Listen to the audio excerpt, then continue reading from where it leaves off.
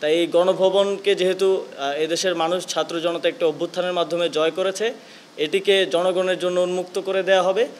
Cabinet মিটিংয়েও গণঅভ্যুত্থানের 1 মাস উপলক্ষে ছাত্র জনতার অভ্যুত্থানের শহীদদের শ্রদ্ধা ভরে স্মরণ করা হয়েছে এবং যারা এখনও হাসপাতালে চিকিৎসারত অবস্থায় আছেন তাদের প্রতি সহমর্মিতা এবং তাদের সহযোগিতায় সরকার কিভাবে আরও ইফেক্টিভলি কাজ করতে পারে সে ব্যাপারে আলোচনা হয়েছে। পাকিস্তানের রাওয়ালপিন্ডিতে অনুষ্ঠিত পাকিস্তানের বিরুদ্ধে বাংলাদেশের যে টেস্ট সিরিজ, সেই সিরিজে আপনারা জানেন আমরা বাংলাদেশ 2-0 ব্যবধানে জয়লাভ করেছে।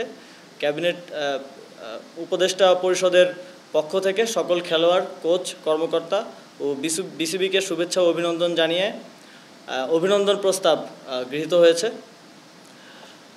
আপনারা জানেন যে জুলাই গণঅভ্যুত্থান, সেখানে আমাদের অনেক শহীদ হয়েছে এবং সেই শহীদদের তালিকা করা হচ্ছে।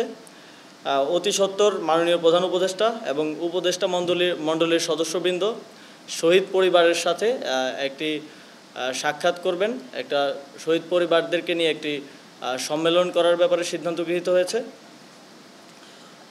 বর্তমান বন্যা পরিস্থিতিতে আপনারা জানেন পানি নামতে শুরু করেছে।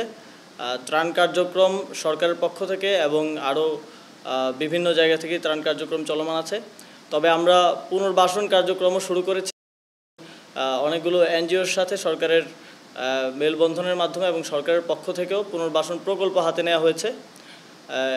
খুব দ্রুত সময়ের মধ্যে যাদের বাড়িঘর ক্ষতিগ্রস্ত হয়েছে তাদের পুনর্বাসনের ব্যবস্থা করা হবে। শ্রমিক অঙ্গনে একটা উত্তেজনাকর পরিস্থিতি কিছুদিন ধরেই আপনারা জানেন, আমরা দেখতে পাচ্ছি।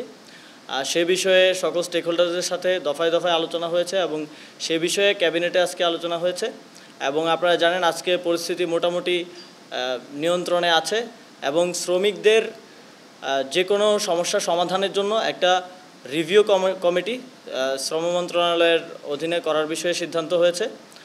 খুব দ্রুতই সেই রিভিউ কমিটিটি ঘোষণা করা হবে যাতে শ্রমিকরা তাদের সকল দাবি দাওয়া নিয়ে সেই রিভিউ কমিটির কাছে দিতে পারে এবং রিভিউ কমিটি কনসার্ন মিনিস্ট্রি বা কনসার্ন অধিদপ্তর কিংবা পরিদপ্তরের মাধ্যমে সেই সমস্যা দ্রুত সমাধানের জন্য কাজ করে যাবে।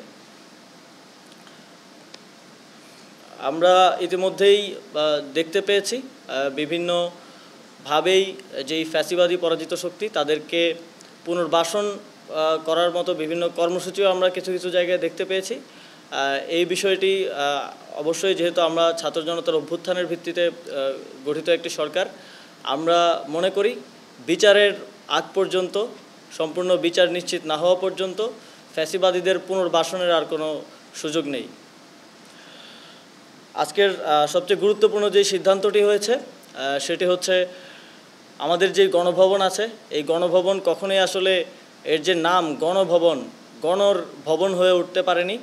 তাই এই গণভবনকে যেহেতু এদেশের মানুষ ছাত্র জনতা একটা অভ্যুত্থানের মাধ্যমে জয় করেছে, এটিকে জনগণের জন্য উন্মুক্ত করে দেওয়া হবে এবং এই জুলাই গণ অভ্যুত্থানের স্মৃতিকে, শহীদদের স্মৃতি এবং বিগত ফ্যাসিবাদী সরকারের আমলে যত অন্যায় অবিচার হয়েছে সব কিছুর স্মৃতি সংরক্ষণ করার জন্য গণভবনকে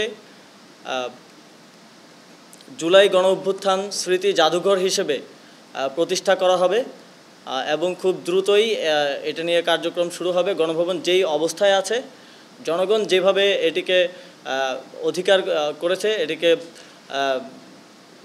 বিজয় করেছে, ঠিক সেই অবস্থাতেই রাখা হবে। এর মধ্যে ভেতরে আমরা একটি জাদুঘর প্রতিষ্ঠা করব যাতে এই অভ্যুত্থানের স্মৃতি সংরক্ষিত থাকে। এ বিষয়ে আজকের উপদেষ্টা পরিষদের যেই বৈঠক সেখানে সিদ্ধান্ত গৃহীত হয়েছে।